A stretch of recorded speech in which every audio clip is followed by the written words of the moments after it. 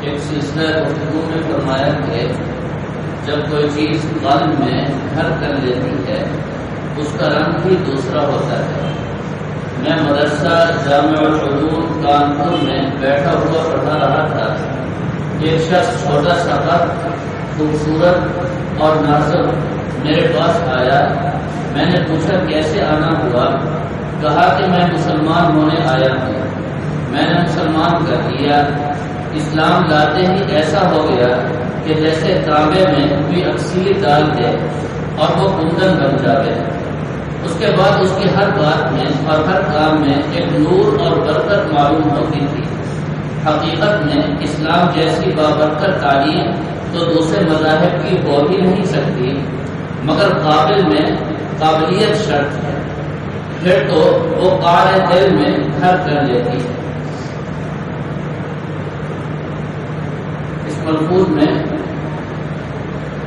حضرت تھانوی رحمہ اللہ تعالی نے فرمایا کہ علم ایک نور ہے، اور جب یہ نور دل میں گھر کر لیتا ہے تو فرمایا کہ پھر اس کے اندر عجیب نورانیت اور عجیب برکتیں انسان محسوس کرتا ہے۔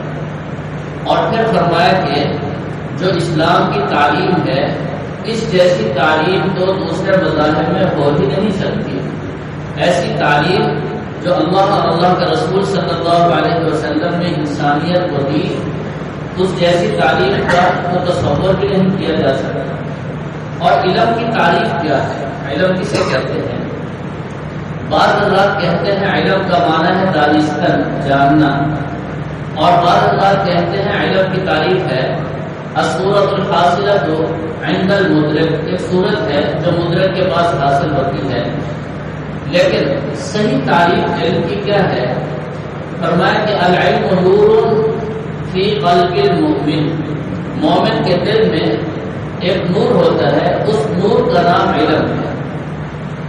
مومن کے دل میں ایک نور ہوتا ہے اور اس نور کا نام کیا ہے جی؟ علم۔ اچھا، یہ نور کہاں سے آتا ہے؟ فرمایا کہ یؤخذ من الکتاب والسنہ، یہ نور صرف اور صرف کتاب اور سنت سے لیا جا سکتا ہے۔ کتاب و سنت کے علاوہ یعنی قرآن پاک اور حدیث مبارکہ کے علاوہ دنیا میں کوئی کتاب ایسی نہیں جس سے یہ نور کوئی انسان حاصل کر سکے۔ یہ نور صرف اور صرف کتاب اور سنت سے ملتا ہے۔ وَيُقْتَدَىٰ بِهِ، فرمایا اسی نور سے رہنمائی حاصل کی جاتی ہے۔ کس چیز کی؟ فرمایا کہ اللہ تعالیٰ کی ذات، اللہ تعالیٰ کے احکامات، یہ ہے علم کی جامع تعلیم۔ چنانچہ امام مالک رحمہ اللہ تعالی سے کسی نے پوچھا علم کیا ہے؟ مل علم، علم کیا ہے؟ فرمایا العلم هو نور، ایک نور ہے فی قلب المؤمن، جو مومن کے دل میں ہوتا ہے۔ عرض کیا حضرت سمجھ میں نہیں آئی، اس کی تھوڑی سی وضاحت فرما دیجیے۔ تو امام مالک رحمہ اللہ تعالی نے بڑی عجیب اس کی وضاحت فرمائی۔ ظاہر ہے مدینہ کے امام تھے اور صحابہ کے شاگرد تھے، بڑے اونچے درجے کے بزرگ تھے، اور مدینہ منورہ میں ساری زندگی انہوں نے قیام فرمایا۔ مکہ مکرمہ بھی اس لیے نہیں جاتے تھے کہیں راستے میں یا وہاں موت نہ آ جائے، مدینے کی موت کی تمنا اور آرزو تھی۔ تو بڑی عجیب بات فرما دی، بڑے عجیب جملے۔ فرمایا کہ علم دل میں ایک نور کا نام ہے۔ اس کی تشریح اس طرح فرمائی، فرمایا کہ ایک کمرہ ہے جو ایک عرصے سے بند پڑا ہوا ہے، جب آپ اس کا دروازہ کھولتے ہیں تو اندھیرا ہی اندھیرا، وہاں ظلمت ہی ظلمت ہے، پتہ نہیں وہاں سانپ ہیں، بچھو ہیں، کیا چیزیں ہیں، کسی چیز کا احساس بھی نہیں۔ فرمایا وہاں جاتے ہی آپ چراغ جلاتے ہیں، اور آج کل کی زبان میں آپ لائٹ چلاتے ہیں، جو ہی آپ لائٹ چلائیں گے پورا کمرہ روشن ہو جائے گا۔ فرمایا اس روشنی سے آپ کو کیا فائدہ ہوگا؟ آپ دیکھ لیں، آپ کو فوراً پتہ چلے گا کہ کس کونے میں کون سا گند پڑا ہے، کون سا کونا صاف ستھرا ہے، کہیں سانپ اور بچھو تو نہیں۔ وہاں جتنی بھی گندگیاں ہیں اور اذیتیں ہیں وہ سب آپ کے سامنے ہیں، جو اچھی اور صحیح چیزیں وہ بھی آپ کے سامنے ہیں۔ فرمایا کہ اس نور اور اس روشنی کا یہ فائدہ ہوتا ہے، جب انسان کے دل میں علم آتا ہے تو اس کو اچھے اور برے کی تمیز ہو جاتی ہے۔ اس کو پتہ چل جاتا ہے کہ حسد میں کتنی تکلیف ہے اور یہ کیسا سانپ ہے. اسی طرح ریاکاری ہے، تکبر ہے، بخل ہے، مال کی محبت ہے، دنیا کی محبت ہے، اور دنیا میں کتنی اذیتیں اور تکلیف دہ چیزیں ہیں.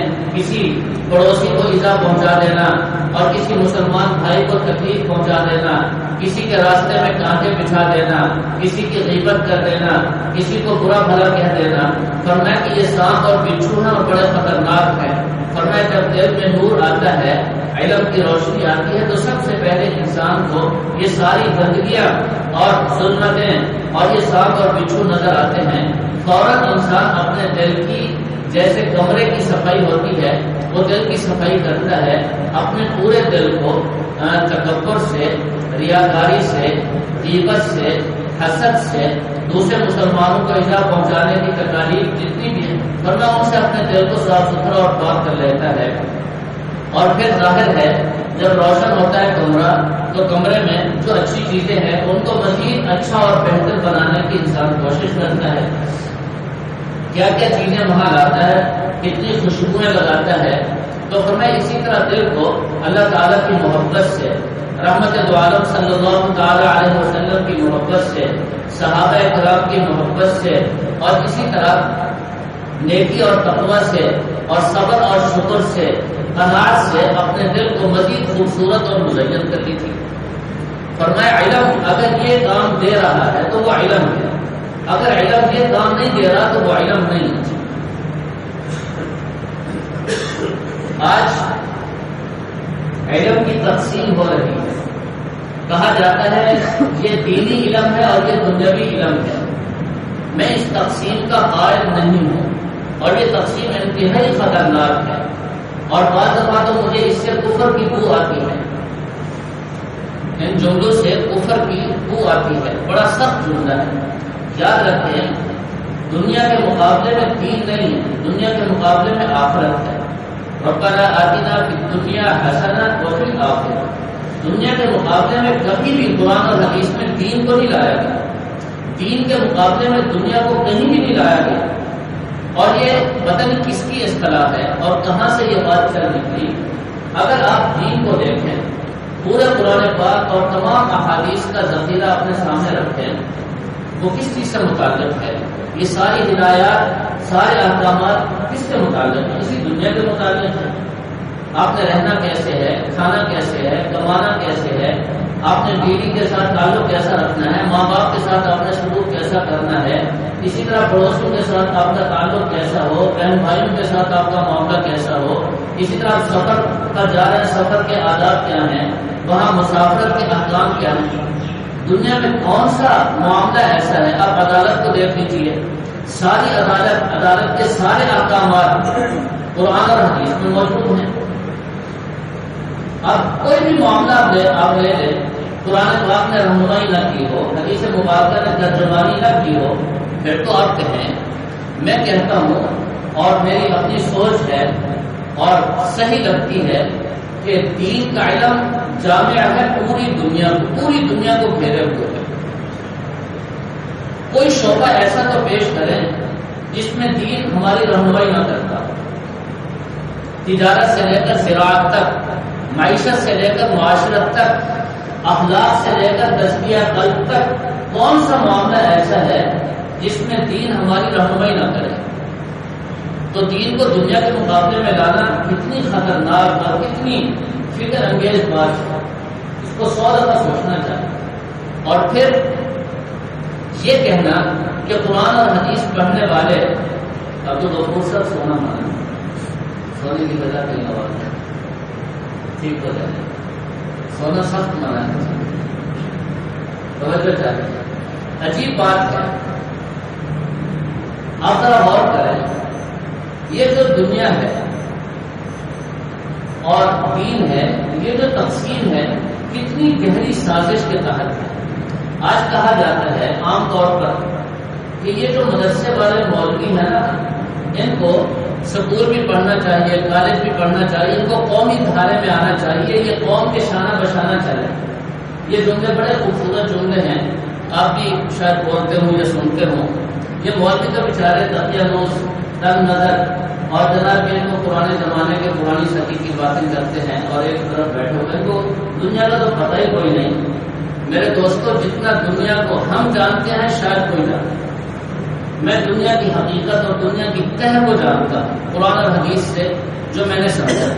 البتہ اس کی بجائے جملہ جو ہونا چاہیے یہ جو بیچارے اسکول کالج میں بیٹھے ہیں ان کو کچھ وقت مدرسے میں بھی دینا چاہیے تاکہ یہ لوگ سارے کے سارے اپنے لیے اپنے خاندان کے لیے گھر والوں کے لیے کارآمد بن جائیں. یہ تو ناکارہ پرزے ہیں جن کو ماں کے ساتھ بولنے کا طریقہ نہیں آتا, جن کو اپنی بیوی کے حقوق ادا کرنے کا ڈھنگ نہیں آتا, اولاد کی تربیت کا ان کو پتہ ہی کچھ نہیں. ان بیچاروں کو تجارت کا اندازہ نہیں کہ ہم نے کیسے کرنی ہے اور کل قیامت کے دن ہم نے کیا حساب کتاب, اور پھر جو آمدنی ہو جائے اس کی تقسیم اور اس کے خرچ ان کو کچھ بھی پتہ نہیں. اندھا دھند جس طرح وہ نابینا کی لاٹھی ان کو کچھ بھی پتہ نہیں. یہ اس کو یوں سمجھتے ہیں جیسے نابینا کی کھیر ایک مشہور واقعہ ہے. کسی نے ایک نابینا کو کہہ دیا کھیر کھائیں گے آپ؟ میں نے کہا وہ کیا ہوتی ہے؟ کہا میٹھی میٹھی بڑی مزیدار ہوتی ہے. اچھا وہ کیا ہوتی ہے, کیسے ہوتی ہے؟ دوبارہ اس نے کہا چٹی چٹی سفید سفید ہوتی ہے.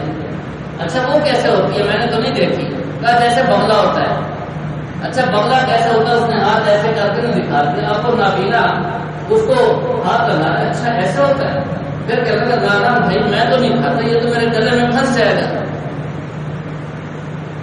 یہ حالت ہے. دنیا والوں کو کیا پتا بیچاروں کو کھیر کیا ہوتی ہے, اس کو کھایا کس طرح جاتا ہے. یہ تو اندھے ہیں, ان کو تو استعمال کا طریقہ نہیں آتا. آج تک یہ اپنی بیوی کو اپنا نہیں بنا سکے, اپنے بچوں کو جو ان کے حقوق تھے وہ ادا نہیں کر سکے. آج تک ان کو یہ پتہ نہیں چلا کہ بچے کو پیدا ہونے کے بعد کیوں نہلایا جاتا ہے, کیوں غسل اور صاف ستھرا کیا جاتا ہے. اس میں کتنی حکمتیں ہیں. بچے کی تربیت کا آغاز اس کے غسل سے ہوتا ہے, کسی کو بھی پتہ نہیں. میں نے پچھلی مجلس میں یہ ساری باتیں عرض کی تھی تربیت کے حوالے سے اور جسمانی اور مالی پاکیزگی کے حوالے سے. بہرحال ایک المیہ اور حادثہ ہے. تو یہ جو تقسیم کار ہے دینی اور دنیاوی کی یہ بالکل غلط ہے, اور اس جملے میں کفر کی بو آتی ہے. انگریز کی جو گندگی اور غلاظت ہے وہ مجھے اس میں نظر آتی ہے. آپ لوگ بھی اگر سوچیں گے بیٹھ کر سمجھیں گے تو آپ کو بھی یہ چیز ضرور محسوس ہوگی. ہمارے دین کے خلاف ایک سازش ہے. ہمارا دین جامع دین ہے, کامل اور مکمل دین ہے. رسول اکرم صلی اللہ تعالی علیہ وسلم نے پوری زندگی کا نظام الاوقات اور تمام احکامات ہمیں عطا فرما دیے. نمازوں کے اوقات کو دیکھ لیجیے, روزوں کے اوقات کو دیکھ لیجیے, حج کے احکامات اور اوقات کو دیکھ لیجیے. کون سی چیز ہے جس کا ہمیں بتایا نہیں ہے؟ اور پھر ہمیں احساس کمتری کیوں ہے؟ آج ہم کیوں سوچتے ہیں کہ ہم ان سے پیچھے رہ گئے؟ ہم اس لیے پیچھے رہ گئے کہ ہمارے اندر یہ دین نہیں ہے, قرآن نہیں ہے, تقویٰ نہیں ہے. اگر قرآن اور تقویٰ اور دین ہمارے اندر کامل اور مکمل آ جائے تو پھر یہ ساری قومیں ہماری غلام بن کر کے رہیں. اور دنیا کی چیزیں میں ناراض نہ ہونا, ایک جملہ بولتا ہوں بس میرے اپنے دل کی بات ہے, غلط بھی ہو سکتی ہے. سچی بات یہ ہے کہ آج روڈ بنانے کے لیے, مکان تعمیر کرنے کے لیے جو تعلیم اور علم پڑھایا جا رہا ہے یہ کسی علم کا محتاج نہیں ہے. یہ تو ایک فن ہے, اس کے پیچھے تجربہ درکار ہے. تجربے کی بنیاد پر یہ ساری چیزیں چلتی ہیں. اور آج بھی جو جاہل اور بدو جنہوں نے 50 سال 40 سال تعمیراتی کام کیے ہیں ان کا تجربہ اور ایک انجینئر صاحب کے تجربے میں آسمان زمین کا فرق ہے. انجینئر صاحب کو تو کاغذوں کا پتہ ہے نا, وہ تو لکیر کے فقیر ہیں, ان کو کیا پتہ کیا ہوتا ہے, واقعہ اور حقیقت کیا ہے. اور اس کے مقابلے میں 40 سال جس نے تجربہ کیا اور اس شعبے میں وہ کام کرتا رہا, اس کی رائے کو آپ دیکھیں. اور میں ان مراحل سے گزرا ہوں, مجھے اندازہ ہے تفصیل میں نہیں جاتا, وقت بہت لگ جائے گا. تو جتنی بھی چیزیں ہیں, جتنے بھی علوم ہیں, ان کا تعلق تجربے سے, فن سے. ڈاکٹر صاحب بیٹھے ہوئے ہیں, آپ ان سے پوچھ لیں. ڈاکٹر صاحب سے بھی میں معذرت کے ساتھ عرض کرتا ہوں, یہ آپریشن بھی کرتے ہیں اور سرجن ہیں, بڑے سرجن ہیں ماشاء اللہ. ان سے آپ پوچھ لیں ان کے ہسپتال میں وہ لوگ جو بالکل اناڑی ہیں، کچھ بھی پڑھے ہوئے نہیں ہیں، ایک عرصے سے آپریشن دیکھ کے ڈاکٹر حضرات نے ان کو سکھا دیا کاٹنا اور سینا اور آپریشن کرنا اور سارا کچھ کرنا، یہ وہاں بیٹھے گپے مارتے ہیں اور وہ عملے کے لوگ ساری کارروائیاں کر رہے ہوتے ہیں۔ اور پھر ایک ڈاکٹر صاحب نے مجھے خود کہا کہ ہم سے زیادہ ان کا تجربہ ہے۔ تو معلوم ہوا اس کا تعلق بھی تجربے سے ہے، کس چیز سے ہے میں تو نہیں سمجھتا۔ اور اگر اس سے بہتر مجھے آپ کہیں تو میں آپ کو وہ بتا دیتا ہوں کہ مریض جاتا تھا کسی حکیم کے پاس، کسی معالج کے پاس، وہ اس کو کھانا بھی کھلاتا، چارپائی بھی دیتا، اور جناب ساری رات مصلے پر بیٹھ کر اس کے لیے دعا بھی کرتا، اور صبح اس کے لیے نسخہ تیار کرتا، اور پھر اس کا شکریہ ادا کرتا کہ تم مہمان بن کر میرے گھر آئے ہو، اللہ تعالیٰ آپ کو صحت بھی دیں، جزائے خیر بھی دیں، یہ لو دوائی اور جاؤ۔ ایک وہ حکیم اور ڈاکٹر بھی تھے، ایک زمانہ ایسا بھی گزرا ہے۔ تو آپ بتائیں وہ اچھا تھا کہ آج تو صورتحال یہ ہے، دل تو اور کچھ کہنے کو کرتا ہے۔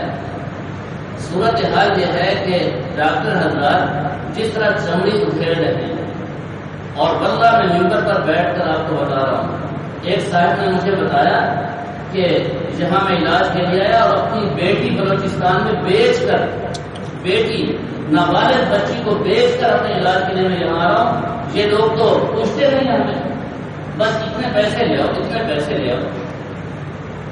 اور مجھے ایک رکشے والے نے خود بتایا کہ ڈاکٹر صاحب نے ہمیں یہاں مقرر کیا ہوا ہے، جو مریض باہر نکلے اس کو فلاں اسٹور کے فضائل سنا کر کے وہاں تک لے جانا، یہ آپ کے ذمے ہے۔ اب اس کو کیا سمجھیں گے؟ میں اس کو کہیں آگے تک لے جاؤں تو حیرت ہوتی ہے۔ ایک ڈاکٹر صاحب میرے پاس آئے، بہت نیک ہیں، حافظ قرآن کی ہیں، تو مسائل پوچھنے کے لیے آئے۔ نام تو میں کسی کا بھی نہیں لے سکتا، مناسب نہیں ہے۔ کہہ رہے تھے کہ میڈیکل اسٹور والے کہہ رہے ہیں کہ ہمیں یہاں اپنی چھوٹی سی ہسپتال میں چھوٹا سا اسٹور بنانے دو، ہم آپ کی پوری بلڈنگ اور ہسپتال کا کرایہ دیں گے، بجلی کا بل دیں گے، 2 سے 3 لاکھ روپے کرایہ، چھوٹا سا اسٹور وہ دے گا۔ اب اندازہ کریں 2 روپے کی گولی وہ 600 میں بیچیں گے تو بجلی کے بل اتاریں گے نا جی، بلڈنگ کا کرایہ دیں گے، تو عبدالغفور صاحب بیچارے کہاں جائیں گے اگر ان کا بچہ بیمار ہو جائے؟ المیہ ہے، حادثہ ہے، ان بیچاروں کو تو پتہ کچھ نہیں کرنا کیا ہے، مسلمانوں کے ساتھ کیسا برتاؤ کرنا ہے، کیسا سلوک کرنا ہے، ہمدردی کیا ہوتی ہے، اخلاق کیا ہوتا ہے، کسی بیمار کے ساتھ حسن سلوک اور اس کے لیے تڑپنا، بیتاب ہونا، اور اس کی صحت کے لیے رو رو کر اللہ سے مانگنا، اور اپنے آپ کو سعادت مند سمجھنا کہ اللہ تعالیٰ نے مجھے ذریعہ بنا دیا اس بیمار کے علاج کے لیے، ان چیزوں کا پتہ وہ تو قرآن اور حدیث سے چلے گا، اس کے بغیر تو نہیں چل سکتا۔ تو زندگی گزارنے کا ڈھنگ کون بتائے گا؟ اس لیے یہ تقسیم بنیادی طور پر غلط ہے۔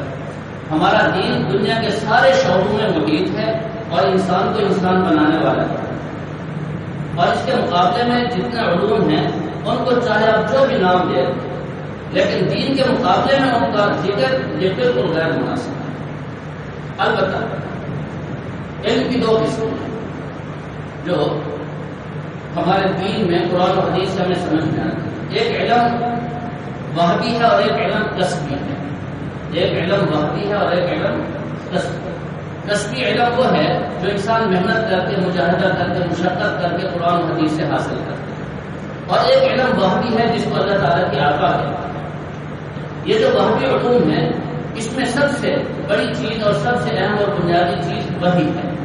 وحی کے ذریعے اللہ تعالیٰ علم عطا فرماتے ہیں کہ انبیاء علیہ السلام کے ساتھ۔ اور دوسرا درجہ الہام، اللہ تعالیٰ اپنے بعض نیک بندوں کو الہام فرما دیتے ہیں، یہ بھی ثابت ہے۔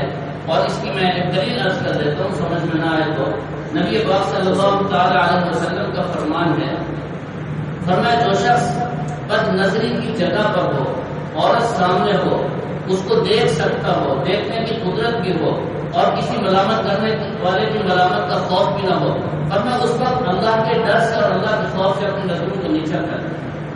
تو اللہ تعالیٰ فرماتے ہیں میں اپنے اس بندے کو ایسا علم عطا فرماؤں گا اپنی طرف سے جو نہ کسی کتاب میں ہوگا نہ کسی حدیث میں ہوگا نہ دنیا میں کہیں کسی کو معلوم ہوگا. خاص علم اللہ تعالیٰ عطا فرماتا ہے. جسے بات کہیں تو اب اس کو الہام کہتے ہیں جو بھی کہتے ہیں. اور ایک علم لدنی ہے خاص اللہ تعالیٰ کی طرف سے. وَآتَيْنَاهُ مِن لَّدُنِّي عِلْمًا سورہ بارے میں آتا ہے اللہ تعالیٰ فرماتے ہیں میں نے اپنی طرف سے علم عطا فرمایا بغیر کسی ذریعے کتاب استاذ کے. اللہ تعالیٰ جس کو چاہتے ہیں علوم عطا فرما دیتے ہیں اور یہ بھی نیکی اور تقویٰ کی بنیاد پر ملتا ہے. بہرحال یہ موضوع بڑا طویل ہے اور بہت اہم بھی ہے. حضرت تھانوی رحمۃ اللہ علیہ ہمیں یہی سمجھا رہے ہیں جب انسان کے دل میں علم کا نور آتا ہے تو اس میں عجیب عجیب برکتیں ہوتی ہیں, عجیب عجیب نعمتیں اللہ تعالیٰ عطا فرماتے ہیں, اس کو روشنی ملتی ہے, وہ ظلمت اور اندھیروں سے نکلتا ہے. آج تو حالت یہ ہے کہ جتنا تعلیم بڑھتی جا رہی ہے ظلمتوں میں اضافہ ہو رہا ہے. جتنا تعلیم اعلیٰ سے اعلیٰ آپ دیکھتے اداروں میں جا کر کے دیکھتے سارے پڑھے لکھے لوگ بیٹھے. کسی بھی ادارے میں آپ چلے جائیں کوئی بھی ادارہ مستثنا نہیں, بغیر کسی استثنا کے کسی ادارے میں آپ چلے جائیں آپ کو نور کم نظر آئے گا, انسانیت بہت کم نظر آئے گا, بہت کم. الا ماشاء اللہ کچھ لوگ اچھے بھی ہوتے ہیں ان کا استثنا ضروری ہے, لیکن عمومی طور پر جو بگاڑ ہے وہ مدرسوں کے پڑھے ہوئے لوگ نہیں ہیں, وہاں کے پڑھے ہوئے ہیں لیکن نور نہیں ہے. معلوم ہوگا علم جو علم ہے اسی کو کہا جائے اور اسی کو پڑھا جائے. باقی جو فنون ہے ان کو فنون کا نام دے کر آپ پڑھائیں, جو دل چاہے کرے. قوم کو دھوکہ نہ دیا جائے. قوم کی جو علمی کیفیت ہے اور علمی عروج ہے اس سے قوم کو محروم نہ کیا. قرآن و حدیث کی ساری آیات فضائل احادیث جناب جس بات کہتے ہیں سکول اور کالج ربی زدنی علما بھی ادھر ہے. ٹھیک ہے جی, ماں سے لے کر اللہ تک علم وہ بھی ادھر ہے. یا تو کچھ بھی نہیں ہے جی, 2-4 بچے آتے ہیں وہ بھی کھڑکتے ہیں, سب کا دل چاہتا ہے مدرسہ بند ہو جائے. سب کا ہماری حکومتوں سے لے کر نیچے تک کوئی بھی ہم سے ہمدردی کا اظہار نہیں کرتا. جو بھی آتا ہے وہ غصے میں آتا ہے. یہ مولوی بیچارے پتہ نہیں کتنی مشکل سے نظام کو چلائے ہوئے ہیں, دھکا دے رہے ہیں, کسی نہ کسی طرح چل رہا ہے. قرآن اور حدیث کی روشنی اور نور دنیا میں موجود ہے. کسی مدرسے کی برکت ہے جو 2-4 باتیں میں آپ کو کہہ دیتا ہوں. اگر یہ بھی نہ ہوتا تو یہ باتیں بھی آپ نہ سنتے نہ میں کہہ سکتا. تو اس لیے مدارس کی عزت و عظمت اور ان کا تقدس اس کو سمجھا جائے, اس کی اہمیت کو سمجھا جائے کہ کیسے لوگ پیدا کر رہے ہیں اور یہاں کس طرح کا کام ہو رہا ہے.